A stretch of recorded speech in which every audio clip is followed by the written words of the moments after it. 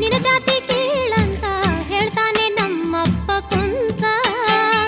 ಸಿಟ್ಟಿಲೆ ಕೈ ಕಾಲ ಕಟ್ಟಿ ಬಡಿತಾನ ನಿನ್ನ ಪ್ರೀತಿ ಮರಿಬೇಕಂತ. ನಾ ಇರಬೇಕ ಹೆಂಗ ತಾಳಿ, ನಾ ಇರಬೇಕ ಹೆಂಗ